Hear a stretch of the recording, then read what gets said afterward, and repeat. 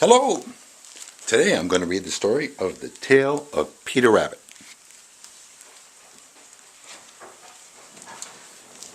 The Tale of Peter Rabbit by Beatrix Potter. Once upon a time, there were 4 little rabbits, and their names were Flopsy, Mopsy, Cottontail, and Peter. They lived with their mother in a sandbank, underneath the root of a very big fir tree. "Now, my dear," said old Mrs. Rabbit one morning, "you may go into the fields or down the lane, but don't go into Mr. McGregor's garden. Your father had an accident there. He was put in a pie by Mrs. McGregor. Now run along, don't get into mischief, I'm going out." Then old Mrs. Rabbit took a basket and her umbrella and went through the wood to the baker's. She bought a loaf of brown bread and 5 currant buns. Flopsy, Mopsy, and Cottontail, who were good little bunnies, went down to the lane to gather blackberries. But Peter, who was very naughty, ran straight away into Mr. McGregor's garden and squeezed under the gate. First he ate some lettuce, then he ate some French beans, then he ate some radishes. And then, feeling rather sick, he went to look for some parsley. But round the end of a cucumber frame, whom should he meet but Mr. McGregor? Mr. McGregor was on his hands and knees planting out some young cabbages, but he jumped up and ran after Peter, waving a rake, calling out, "Stop, thief!" Peter was most dreadfully frightened.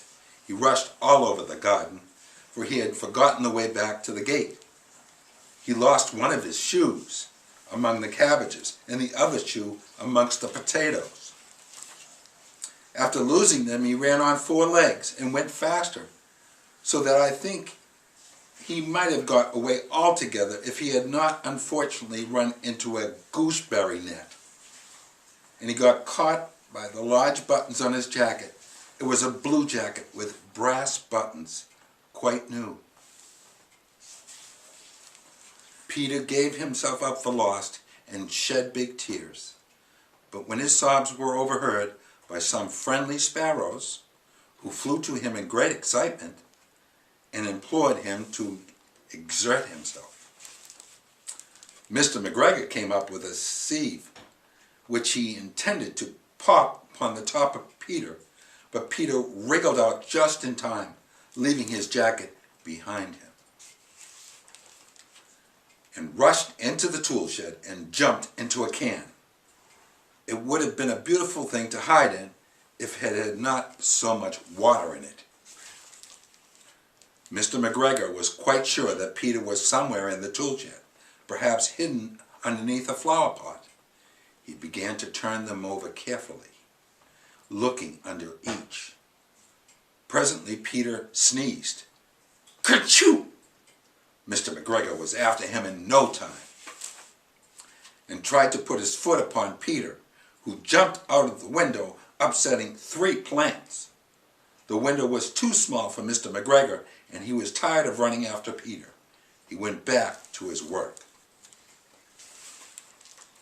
Peter sat down to rest. He was out of breath and trembling with fright, and he had not the least idea which way to go. He was also very damp with sitting in that can. After a time he began to wander about, getting lippity, not very fast, and looking all around. He found a door in a wall, but it was locked, and there was no room for a fat little rabbit to squeeze underneath. An old mouse was running in and out over the stone doorstep, carrying peas and beans to his family in the wood. Peter asked her the way to the gate, but she had such a large pea in her mouth that she could not answer. She only shook her head at him. Peter began to cry. Then he tried to find his way straight across the garden, but he became more and more puzzled. Presently he came to a pond where Mr. McGregor filled his water cans. A white cat was staring at some goldfish. She sat very, very still, but now and then the tip of her tail twitched as if it were alive. Peter thought it was best to go away without speaking to her. He had heard about cats from his cousin, little Benjamin Bunny. He went back towards the tool shed, but suddenly, quite close to him, he heard this noise of a hoe. Scritch, scratch, scratch, scritch.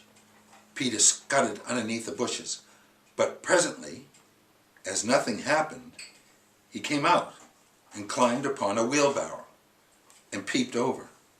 The first thing he saw was Mr. McGregor hoeing onions. His back was turned towards Peter, and beyond him was the gate. Peter got down very quietly off the wheelbarrow and started running as fast as he could go along a straight walk behind some black currant bushes. Mr. McGregor caught sight of him at the corner, but Peter did not care.